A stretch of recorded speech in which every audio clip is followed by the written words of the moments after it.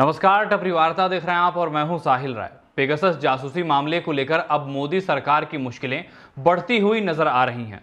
Supreme court में Pegasus जासूसी मामले को लेकर 9 याचिकाएं दायर की गई हैं और इन याचिकाओं में पेगासस जासूसी कांड को कोर्ट की निगरानी में एसआईटी जांच की मांग की गई है। जिस पेगासस जासूसी कांड को लेकर सड़क से लेकर संसद तक हंगामा मचा हुआ है, गुरुवार को उसी मामले पर सुप्रीम कोर्ट ने पहली सुनवाई की। आपको बता दें कि प्रधान न्यायाधीश एनवी रमना और न्यायमूर्ति सूर्यकांत की पीठ इसकी सुनवाई कर रही है। सुप्रीम कोर्ट ने गुरुवार को कहा कि पेगासस जासूसी के बारे में मीडिया रिपोर्ट अगर सच है तो यह गंभीर मामला है।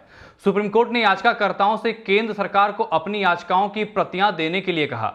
सुप्रीम कोर्ट ने याचिकाकर्ताओं से सवाल किया कि जासूसी से प्रभावित व्यक्तियों द्वारा अदालत का दरवाजा खटखटाने से पहले पुलिस के पास आपराधिक शिकायत दर्ज कराने जैसी कोशिश क्यों नहीं की गई। चीफ जस्टिस एनवी रमना और जस्टिस सूर्यकांत की पीठ ने याचिकाकर्ताओं को केंद्र सरकार को याचिकाओं की प्रतियां देने के लिए कहा और मामले को मंगलवार को आगे की सुनवाई के लिए टाल दिया। हालांकि सुप्रीम कोर्ट ने फिलहाल इस मामले में केंद्र सरकार को औपचारिक नोटिस जारी नहीं किया है। सुनवाई के दौरान चीफ जस्टिस ने कहा कि अगर मीडिया में रिपोर्ट सही है तो आरोप गंभीर प्रकृति के हैं। मैं यह भी नहीं कहना चाहता कि दलीलों में कुछ भी नहीं है। हम यह भी नहीं कह रहे हैं कि कुछ याचिकाकर्ता इससे प्रभावित नहीं हुए। कुछ का दावा है कि उनके फोन हैक हो गए हैं, लेकिन सवाल यह है कि उन्होंने आपराधिक शिकायत दर्ज करने का प्रयास क्यों नहीं किया। शीर्ष अदालत पेगासस जासूसी मामले की जांच की मांग करने वाली 9 याचिकाओं पर सुनवाई कर रही थी। याचिकाकर्ता वरिष्ठ पत्रकार एन राम की ओर से पेश वरिष्ठ वकील कपिल सिब्बल ने पेगासस को एक दुष्ट तकनीक बताते हुए कहा कि यह राष्ट्रीय हित को भेद करने की तकनीक है। इसके जरिए हमारी जानकारी के बिना हमारे जीवन में घुसपैठ की गई है।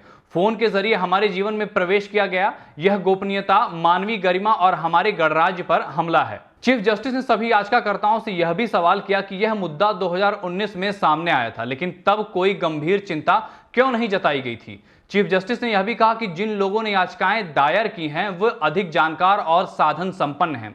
उन्हें इस मामले में सामग्री जुटाने के लिए और अधिक मेहनत करनी चाहिए थी। आपको बता दें कि गुरुवार को सुनवाई के दौरान केंद्र सरकार की ओर से कोई भी लॉ ऑफिसर कोर्ट में उपस्थित नहीं थे।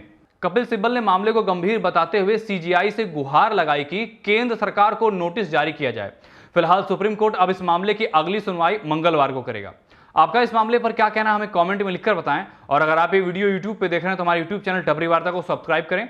अगर फेसबुक पे देख रहे हैं तो हमारे फेसबुक पेज को लाइक करें और इस जानकारी को अधिक से अधिक लोगों तक पहुंचाने के लिए हमारी वीडियो को शेयर करें। धन्यवाद।